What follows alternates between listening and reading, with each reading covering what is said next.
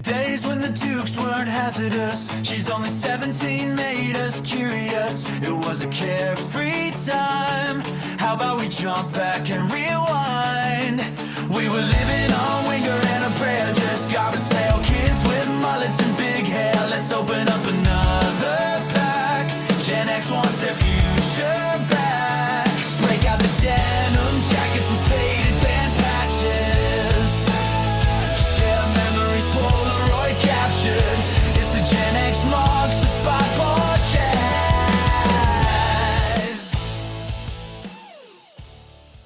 From the Wherever I May Roam studio, it's Gen X Marks the Spot podcast, and I am your host, Joe Augustine. Recently, I had the privilege of interviewing Steve Blaze of Lillian Acts. As a podcaster, I had everything laid out, questions, thoughts, ideas, where I wanted this interview to go. I realized almost immediately that this was not going to be your typical interview, and that was perfectly fine with me. You see, Steve, when discussing the upcoming Lillian Acts album entitled The 10 Commandments, I had noticed that he prioritizes his writing ability and lyrics with depth over flash. And the source of his material for this album runs much deeper than I had expected. Steve walks us through how his approach to crafting songs for this album has evolved. There's less revisiting previous songs that haven't seen the light of day in years, and more focus on responding to something greater. Each track is deliberate. Each line is measured. For this record, he's writing more in the moment, so the songs are as fresh and authentic as possible. Steve is also going to discuss openly how his spiritual journey didn't simply color this record, it directed it. And if you believe in something that's bigger than yourself, something worth fighting for, then this conversation and the upcoming album, it's for you. Here's my interview with Steve Blaze of Lillian Acts. So, Steve, how you doing today? I'm good. How are you, man? Well, you know what? I'm a little chilly here in southwestern Pennsylvania, so hopefully wherever you're at, it's not as cold as it is here. No, I'm down in Louisiana. I'd like to have some of your stuff. I'm a cold weather guy, so. Well, I'm going to send those vibes and that weather your way, so you can have that. So I understand you guys have a new album that you're working on. It's called The 10 Commandments. Still recording it now. We've got about 2/3 of it done. Now we'll have to mix and master, which will take about a month. And then the label needs, 3 or 4 months of setup time. So we're looking probably about April or so. It's like we started last year. We wanted to have maybe like a summertime release or fall, but it just that, the more we got into the record is so much, it's as far as like getting everything done. This is a unique album for us because in the past, it's our 11th studio record, but usually in the past, everything was pretty much either written right before the album came out, or I have a plethora of material that I keep, and sometimes I'll go back and listen to songs past that I have not put on any of our albums because maybe it wasn't right timing or whatever, it just didn't hit me at that time. But on this album, it was like I had the idea of where I wanted to go, but nothing written. So we go into recording and I don't have anything written yet. So, and I kind of did it on purpose like that. I wanted to do one song at a time. So we record the first song. And as we were doing that, I'm writing the next song. And then we do that. And then we do one at a time. And so the reason I did it like that is because I wanted it to be the absolute most fresh material that I could possibly come up with. So I would write the ideas and I had exactly, I knew what I want. I'm pretty set in my ways. So I don't waste a lot of time in writing songs.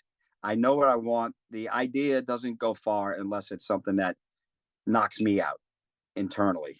So I don't like spend a bunch of time on something that I don't see going anywhere or that I'm not knocked out by just to have it. I just wait and find the right path that I'm looking for, and then get it done. So every song that we're recording has been written right before we're going into the studio to record it. So I demo it, send it to the band, get their feedback, and then we get right on in. So we have the last 4 songs written, and we're gonna go back and start doing drums and bass on those, and then just knock it out. We have 10 songs on the album, and I'm excited about it, man. I love it. I really do. That's a pretty unique way of writing. You said that's something different that you're doing this time around.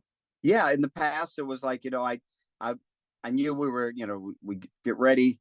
I spend a lot of time just kind of get an overall type of concept of where I wanted to go, what I was feeling, where I think the band, what was the next evolutionary process. I don't overthink things. I really strongly believe in my gut and my intuition, and it's usually in tune with all the other guys in the band, and we know we're pretty dead set and on where we're going and what we want to do. So in the past, I would have several songs written already before we go in, but then I find myself going back and listening to demos of things I'd written anywhere from 25 to 5 years ago that I just hadn't found a place for yet. And I'd be like, oh, this is perfect. This is where it goes. So I listen to it, revamp it, bring it to the band. And, that happened on the last album on several songs. There were The Golden Dragon, Migrating North, those two, and maybe The Great Deception on the last album. They had been written years ago. And I had dealt them. I didn't have them on any Lillian record. It wasn't the right time when I wrote them for a Lillian record. So now with that album, I pulled them out, I listened to them, and I thought, this is perfect for where we are right now. So, our lyrics and what I write about now developed a lot over the years. And I write a lot about the human condition, good versus bad, man, his follies. For some reason, during the course of a short amount of time, the 10 Commandments kept popping up in different places. And then I started, studying a little bit and realizing the importance of the 10 Commandments. The 10 Commandments that God gave Moses, they were all guidelines that no matter what your religious affiliation are, these are guidelines that, if they're not already, should be just no-brainers for mankind. Whether your twist is Christianity or Buddhist or Muslim or whatever, you can't take the 10 Commandments and say, oh, I don't believe in that. Like, thou shalt not kill. Nobody believes, oh, no, that's not a true rule for mankind, not steal. Oh, no, that's, it's okay to steal, So I realizing that these commandments that God gave us they're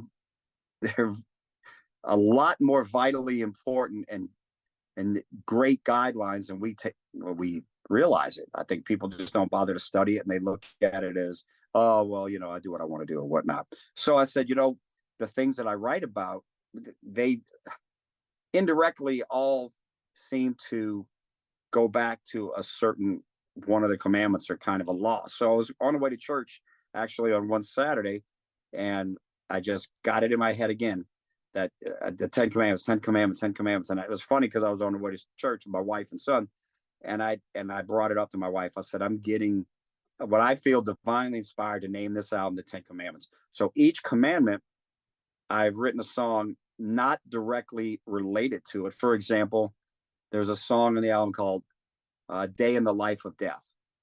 And it's related to the commandment, thou shalt not kill. Not necessarily, I'm not saying don't kill people. That's not the message of the song.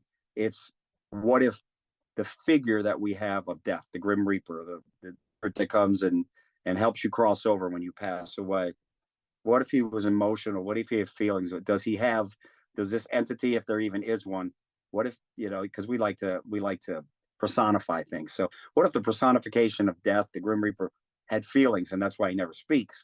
Maybe when he has to be there to take a life or whatever, what does he have? Emotions? Does he have regret? Does he want to tell people where they're going? Does he have anything? It's always the figure that we always hear and see about is just completely null and void of even facial features, right? You see a black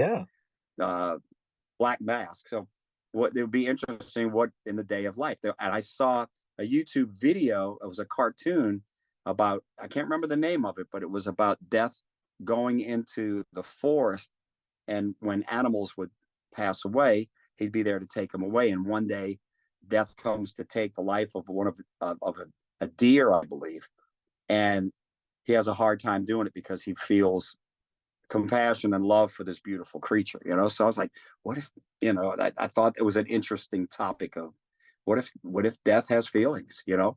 So I Wow. wrote that song, and I based it on the ideas of importance of life and why death is such a traumatic experience for us. And maybe it shouldn't be. Maybe it should be a happy thing that we're going into a happier place, a better place when we pass away. It's just something that's misunderstood.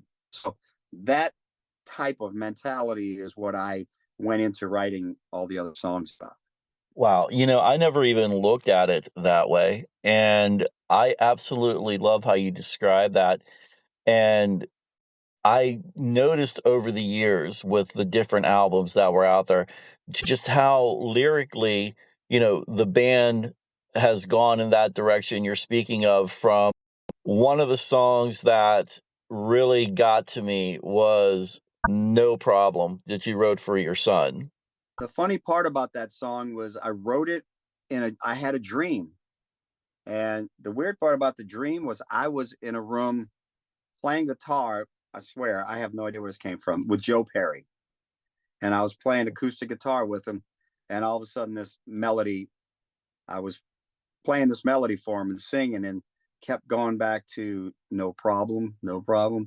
And I woke up and I was like, oh my God, I could remember the chords I was playing. I could remember the melody lines. So immediately, like I do with all my ideas, pulled the phone out and documented it right then and there. I didn't even have a guitar. Most of the time I don't write with an instrument, I write in my head. So I immediately just hummed it and said G chord goes like this kind of strumming, blah, blah, blah. And it was a song about, just I pictured myself like when he was an infant, just sitting at his bed, singing that to him. And it's a song, I wrote it from a parental viewpoint, but it could go from anybody. It's just about just pure, absolute love, and letting somebody that you care about, whether it's your mother, father, wife, girlfriend, boyfriend, son, daughter, whatever, friend, even, letting them know that you'll always be there for them forever. And there's nothing that in the universe that can separate that or take that away from them. So it's very pure. It's very short, 2.5 Yes. minute long song. And so when we did that, when it came time to do the video, I said, what if we could get a collage of as many of our friends and family that we could, to put like a collage in the background of the song. Just keep it real basic. I mean, wearing like t-shirts and blue jeans out in the and at a farm, out in the woods, playing out in the field. And then we got as many pictures as we could, because on the last album we have an in memoriam section where we listed the names of family members, friends, fans, close people to us, as many. I mean, we put the feelers out, and it was really tough because you always forget something somewhere. So we're trying to think of all, because we lost a lot of friends, fans, family members, fans that just the ones that were brought to our attention that we knew who they were, etc. And so we had all their names, as many as we could, on that list. And we spent weeks compiling that list, and it was not easy. And so when we did the video, let's go down the list and see how many of these people's pictures we can get and put in the video.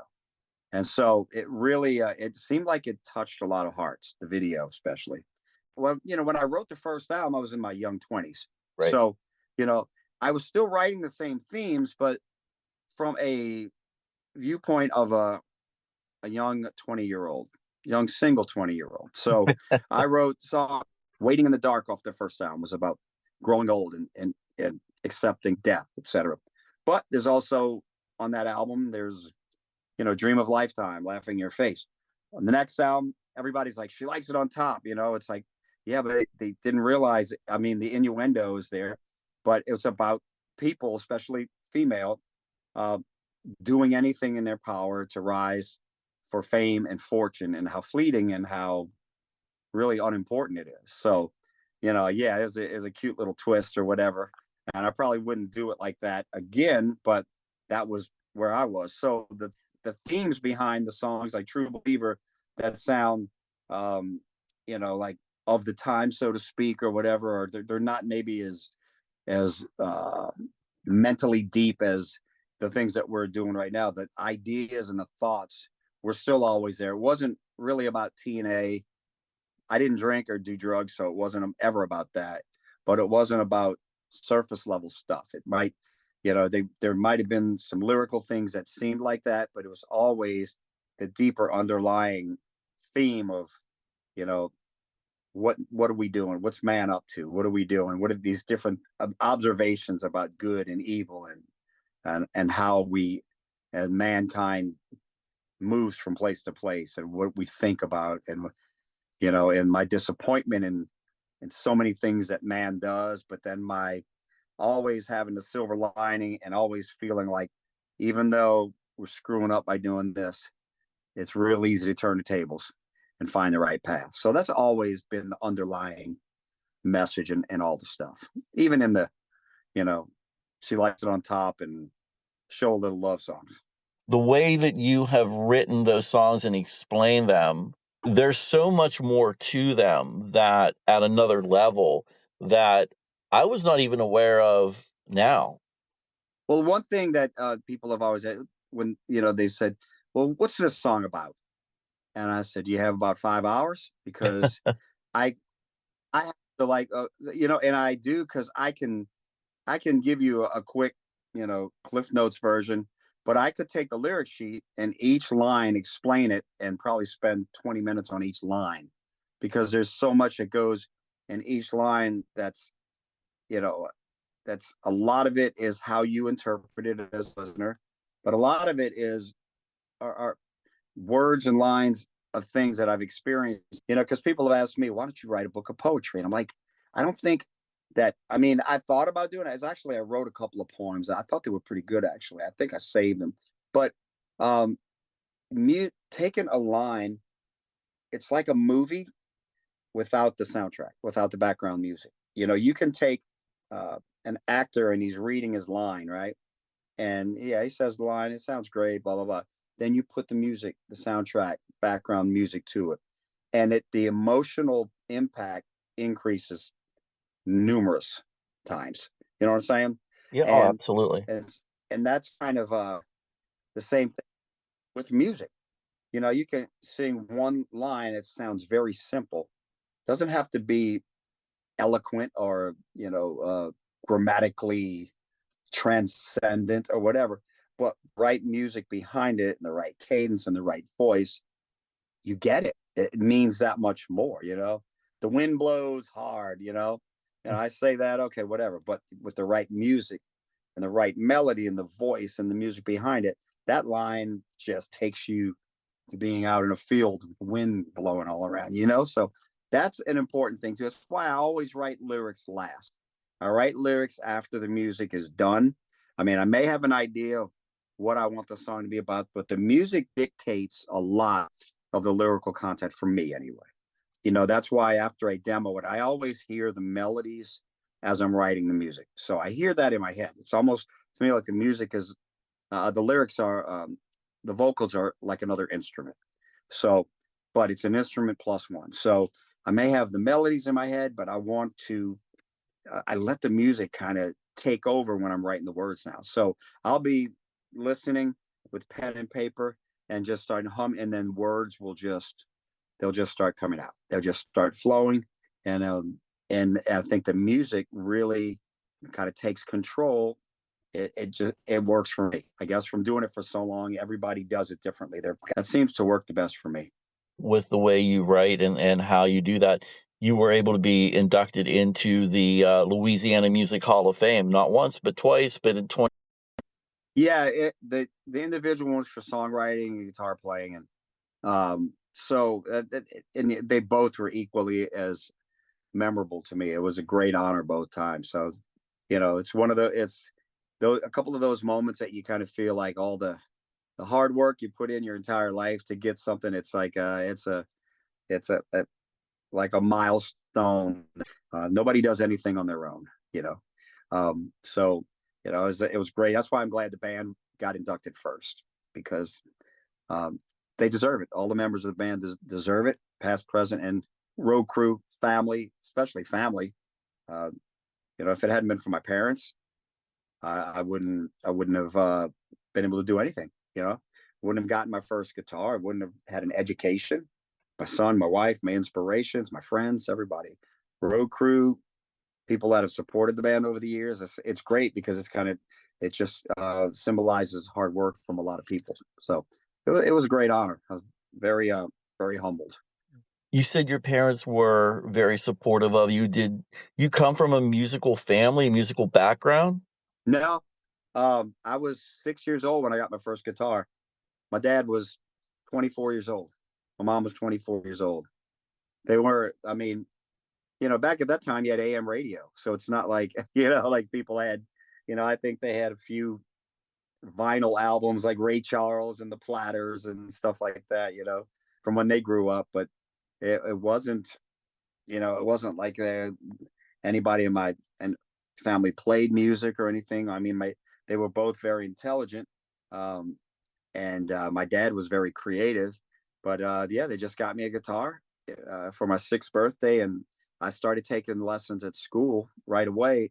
I was in 1st grade, and within a couple of months or so, the teacher told my mom that I had outgrown the class. He couldn't teach me anymore, and I had the gift for it, so I needed to go into private lessons, and so I did. And then I started taking classical and flamenco as a 6-year-old for several years, and until my teen years. And then I taught myself rock guitar, but I had the background. I knew how to read, and my technique was good from learning how to play classical, and I just had love for it. So I worked hard, and just got better and better, and just tried to learn how to play everything I could possibly get my hand on. And I was a kid listening to all this stuff that no kids my age were listening to music. Hey, it's the new Sabbath Paranoid album. What? They didn't have any idea what that was. I was listening to Sabbath when I was, 9, 10 years old. And then these albums just come out. Nobody had a clue what they were, but they supported me. And the most important thing too was my education. And I would push that when young kids come to me, man, what advice do you have for me? And I say, you stay in school and you get smart and you learn, because the smarter you become and the more you know, the better it will be for your entire career. Not only allowing you to be able to, if you can open your mind and learn how to study and memorize and learn things and open your entire awareness of life, and it'll be better. The more math you know, better for your writing, the better for your understanding when you're getting screwed over by a record company's contract. All those things. You better know your math and your English, and just just being able to learn when you're a kid. But kids at that age, they're thinking about girls and games, and you can't blame them. But if you have good parenting and you keep the kids on track and have a nice balance between school activities, family stuff, and have the right balance, then it'll work out to your benefit. So anyway, that's how I got involved in. My parents were so supportive because I was the oldest of 9 kids, and all of us had the best educations. They struggled. My parents did. My dad worked 3 jobs. They busted their tails to take care of, but their lives were dedicated to taking care of their families, and that's what they did. Obviously, without their support, I couldn't have done anything. I can tell, and I don't know much about, your family, but I can just tell that you absolutely are a family man and you absolutely love your son. I'm going to just guess you're trying to raise him just like your parents had raised you. You're very intuitive, my friend. Yeah, my son is.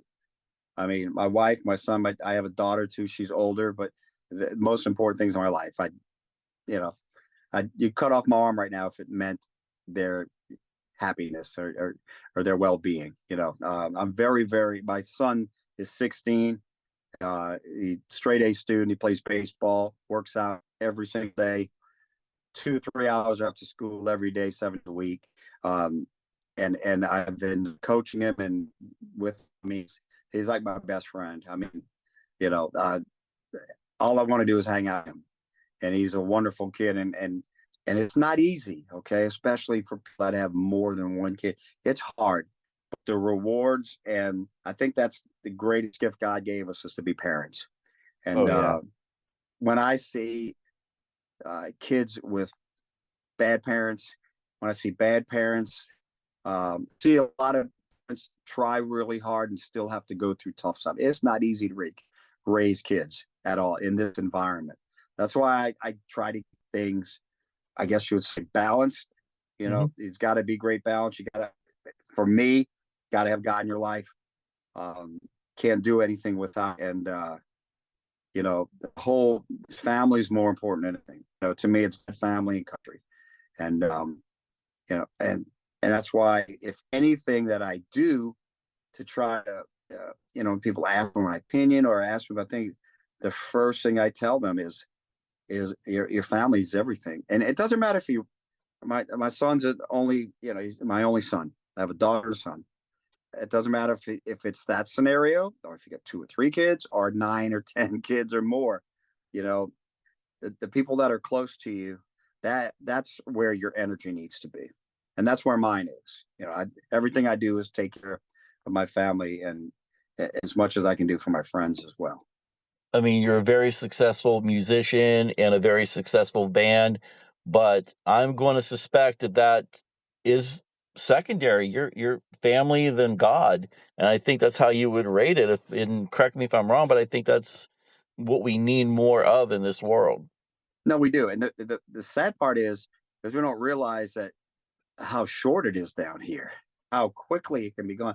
So it's kind of weird, because I get disappointed when I see people that, if you don't believe in God or whatever, if you don't, I think there's a lot of reasons why some people don't feel like that. I think it's a lot of people are angry, a lot of people are disappointed, a lot of people look around and see how the glass is half empty, Yes. and people go through rough times in life. It gives them a negative attitude, and everybody likes to have somebody to blame about their things that they go through. So if there is nobody to blame, well, let's blame God. Okay. Um, why is he letting this happen? You know what? I don't know, but I ask the same questions, but Hmm. we don't know. And I've always told myself, we've got to stop thinking like we have the capacity to understand the truth about everything. We don't. We have these little tiny brains that, even at their full capacity, when you start thinking about the complexities of life and existence, at one point you just feel like your head's going to blow up, right?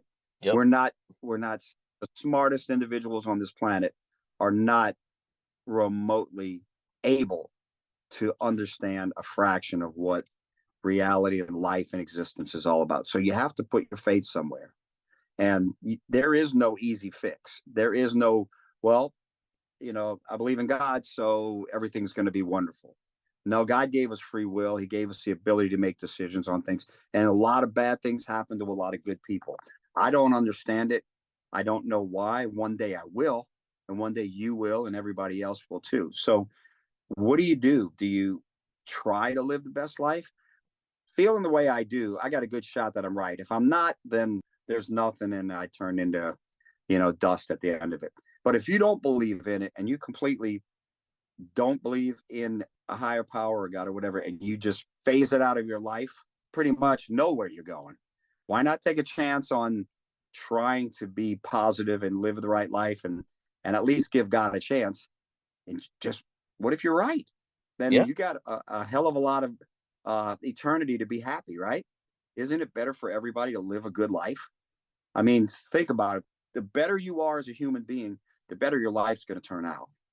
It's pretty much a fact. And name one person that has gone down the wrong path, you know, whatever criminal activity, whatever you want to say, drinking, drugs, excessive behavior, hurting other people. That's had a great life and is very happy on the inside, and just everything goes their way. It doesn't happen like that. Bad actions breed bad results. You may get a couple of real quick fixes, and things look really good for a second, but at the end of the day, it's always the same path. So those are kind of the way I live and the way I try to live. I say how I try to get those strong, positive messages through the music. But I don't hold back. I just do the best I can. You know, I'm Christian family. You said it's God's family, country, and family includes your friends and the people around you. I wish we could get a grip on things, especially in our country right now. But all you can do is set example. I agree 100%. And for my full-time job, I work in the social service field.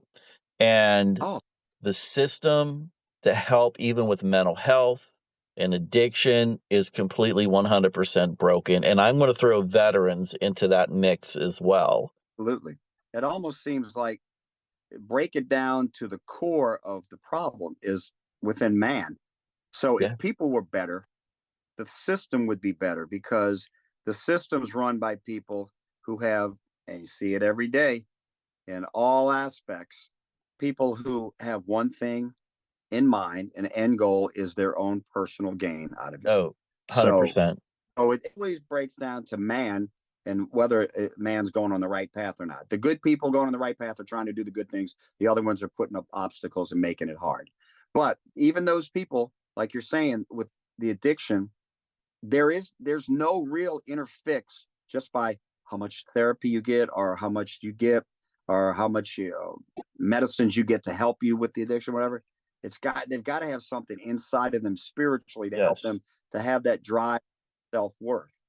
And that's why, I mean, that's why you got to have a relationship. You got to have a religion or I hate to use the term religion. You got to have a spiritual relationship with God or whoever, whatever it is for you. I mean, I say that to be open-minded, but we have a creator. It's God. I mean, that's how I feel. It's I'm 100% believing in that. So for me and for my life, it's my relationship with God. That doesn't mean everything's great all the time. It means I have Right.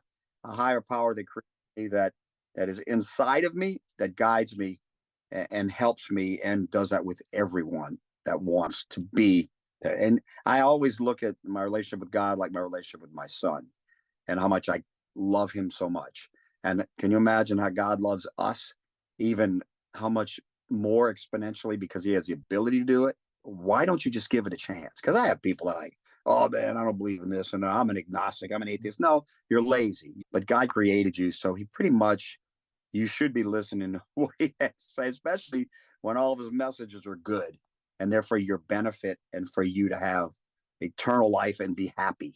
And so instead of saying like, well, I think it's just people that say that there's no God or whatever, or they don't believe in it. I think they just don't want to have somebody being able to make them feel bad when they do bad stuff. You know what I'm saying? Like Oh, yes. nobody wants to be convicted about stuff, especially if it means they're going to have to change their ways. So, Right. but it's a real, to me, it's real simple. Life is tough. Life is great. And life can be really bad when certain things are going to happen. But the end result it's a journey that if you live it right and keep the right attitude and positivity and have a relationship with God, you're going to be happy for forever and ever. That's how I feel. That's my belief system. Of course, like everybody, you have doubts about things. Oh man, maybe we are just this. Maybe aliens did create us. Maybe but we know that's all a bunch of crap. You know what I'm Right. saying?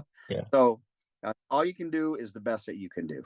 The minister that I have, he always talks about seasons, that we all go through different seasons in our life. And that's how God has things planned out for us. You're going to have a great season one year, or for however long that season lasts, and you learn from that one, and then you improve with the next season. I've come to religion, and I don't want to say late in life, it's re-entered my life. And this was after Right. the passing of my mother. My mom, born and raised Catholic, her and my father sang their prayers every night, every morning. And, I kind of rebelled against that type of religion, the Catholic religion. And I think now Mm-hmm. the reason why I did it is because I just didn't understand it. It was too confusing for Right. me. But I never blamed God. I look at it Right. as he's leading me to find where I need to be in my spiritual life. At the end of the day, we're still one. We're human, and we need to realize that. And like you said, we're not here for long. Why make it miserable, not only for us, but the people around us? And God does have a plan for us. And it's the journey that we have to try to figure out, make the right turns. And I remember something my grandfather had said to me. We had a death in the family of someone very young. And he told my parents, you got to look at religion as like a crossroads. And he explained it, as with the sign of the cross and everything. No matter which direction you go, that road or that crossroad, it'll eventually bring you back home, and it'll eventually bring you back home to God. And that always stuck with me. I go to a non-denominational church, and at one time there was a point in my life where I have a relationship with God, and He knows me and I know Him. And that's it. And I don't go to church because I don't want to judge and this and that. And I was making excuses. I was Mhm. making excuses pretty much because you know what? I look at it like this. Whatever, all the different sects of all type of religion, this type of Muslim, this type of you know what? At the end of the day, does it really matter whether or not I eat meat on Friday or on Sunday, or if this one believes that St. Paul was a saint, or whatever God doesn't care about that. No. God cares about you having a relationship with Him and believing in Him. That's what He cares about. He doesn't care about all the other crap. He really doesn't. And Yeah. that's what we get caught up in. And people want to fight over it. This one doesn't believe in that, and this one doesn't believe in that. And that's what I don't get, the religious war thing. If you believe in, so I don't care if you worship goats, go worship your goats, and we'll leave you alone.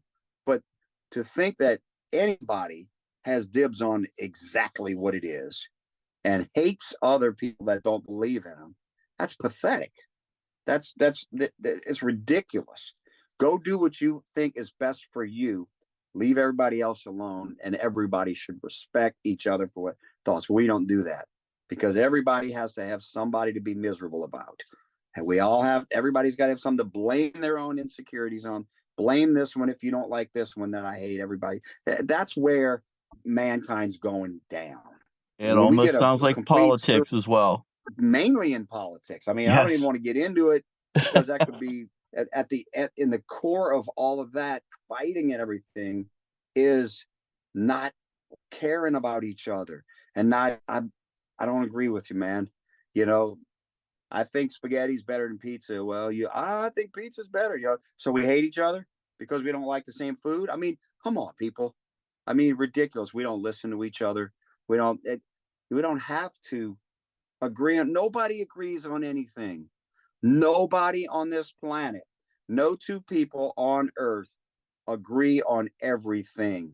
There's always going to be something that any two people, you get me any two people on this planet, you get me somebody from Kenya and somebody from the Bronx, and we're going to sit in a room, and I guarantee you there's going to be a ton of stuff they don't agree on, either they've never met, don't even know each other.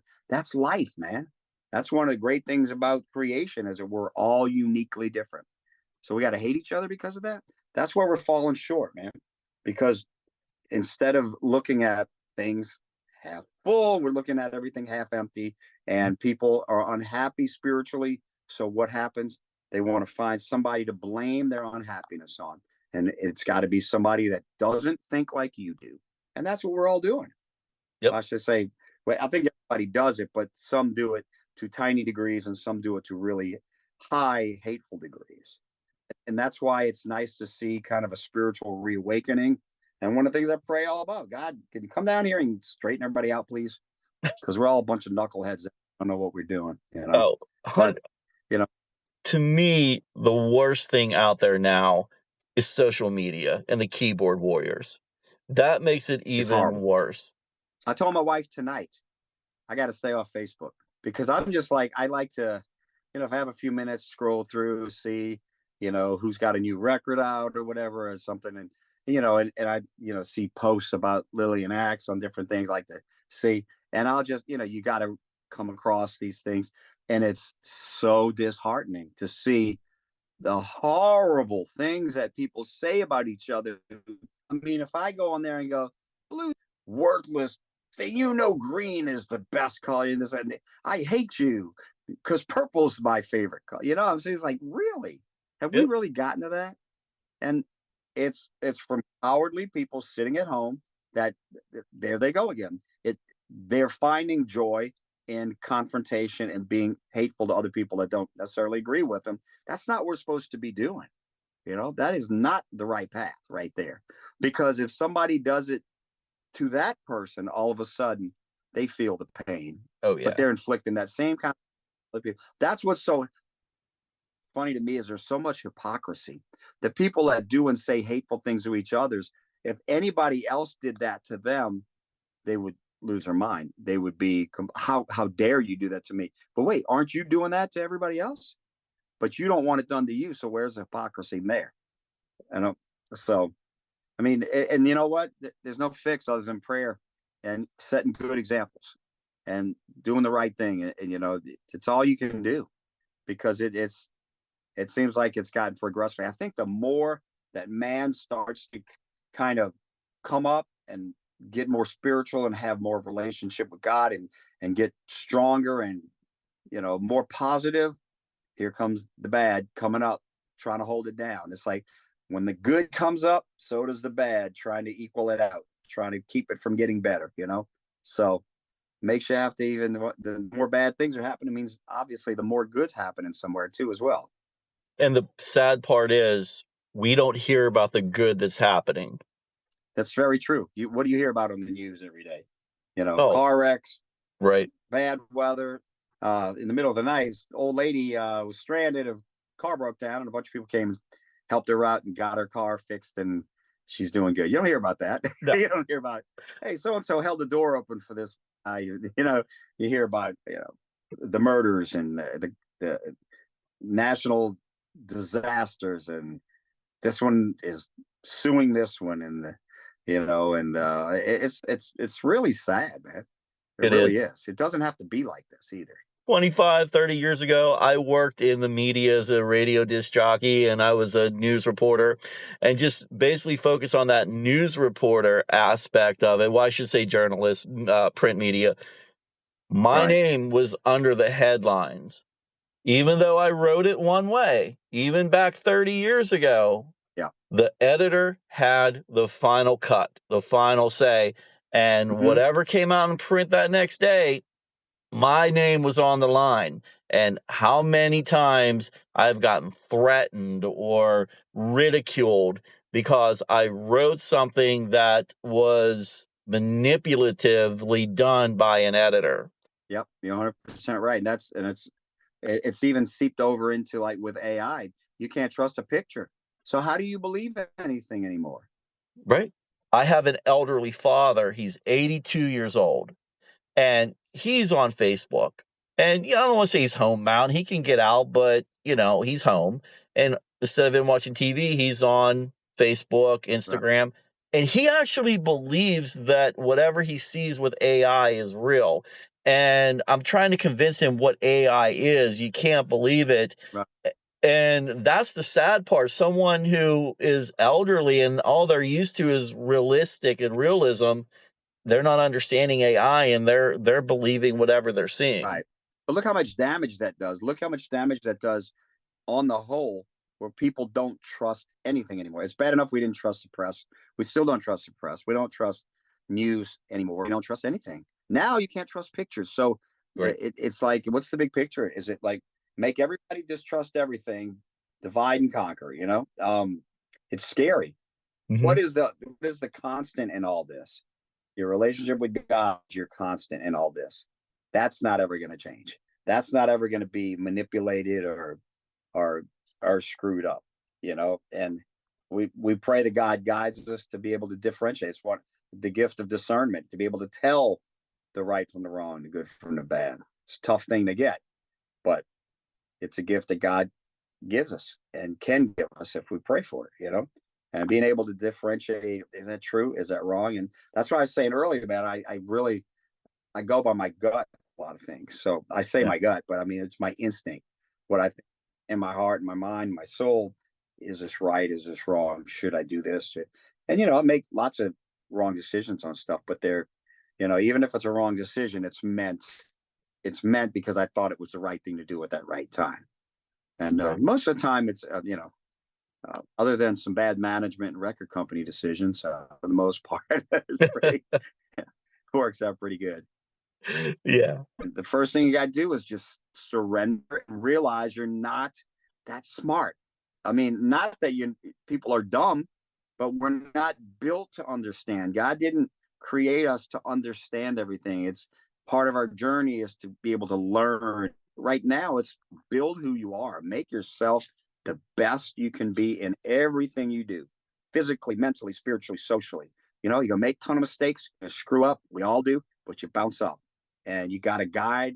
God is right there to guide you and your decisions and to be with you through good and bad. And it beats the alternative of being alone and being, dying and melting into the earth. I don't want that. You know what I'm saying? And you and I are cut from the same bread. My biggest fear is the youth of today. And I'm going to probably get some shit for this, but they're very soft. Absolutely. And I agree with you 100%. And the funny part about it is kids right now, or kids from years ago, are looking at it right now going, it was a lot different 10 years ago than it is now. Oh. That's part of the change of life. But it's going to, and all the kids right now that think it's so cool to be edgy and to hate everything without even understanding it. In 10, 20 years, they're going to be looking back, what an idiot I was. What was I thinking back then? It's part of life. And when you can realize that you're not smart enough to know anything right now and accept it, that you are a kid, you are a teenager, you're in your 20s, it's not your fault that you don't know anything. The fact of the matter is you don't have life experiences yet. When you get into your 30s and 40s and 50s, you will have had a substantial amount of experience that will change how you think. No matter what you think, I'm going to be just like this when I'm 45 years old. No, you're not. You're not ever. Right. Well, Steve, I just want to thank you for being a guest here on Gen X Marks the Spot podcast. Normally, when I do a podcast, I'm kind of preparing myself as to what to expect and so forth. But I want to say, and I don't mean this in any disrespectful way, I was beyond pleasantly surprised of our conversation today. Not only did we talk about music, but I mean, we brought in some really heavy topics about religion and humanity, and that is actually a breath of fresh air to me. And I feel the same way because a lot of interviews are like, well, how'd you come up with the name? And what's your favorite food in the dressing room and that kind of stuff. And I'm fortunate enough to speak to like-minded people and have the opportunity to get into not only what the music's about, but just throw ideas back and forth on. It's a great thing because we both share the same views on not only, everybody, like we said earlier, everybody disagrees. That's part of humanity. No two people agree on everything. But when you have the running theme through everything of betterment of the human race and doing better and being a better person and going, it sounds cliche, but going towards the light, going towards betterment and peace and happiness and just what we're put here to do. I mean, who on the planet doesn't want to have greatness in their life? Doesn't want to be happy? I mean, it's like I don't know anybody that wants to be unhappy. Steve may be a rock star, a legend, but he's also human. This interview articulates why his faith, his commitment to those closest to him, and his hope for this nation matter deeply. The upcoming album, The 10 Commandments, I believe is going to be a call to remember the values that built this nation and faith that can restore it. Whether or not you like what I'm saying or not, this album is about rediscovering purpose, standing firm in your conviction, and letting music be the vessel that carries the truth forward. Steve is definitely not taking the highway to hell just to get noticed. He's searching for that stairway to heaven. All I can say is, Steve, I cannot wait for the release of the 10 Commandments. Please follow Lillian Axe and Steve Blaze on their social media outlets. And follow us, the Gen X Marks the Spot podcast, on our social outlets. I hope you enjoyed today's episode. Peace out. Props everyone for listening. I'm Joe Augustine. It's the Gen X Marks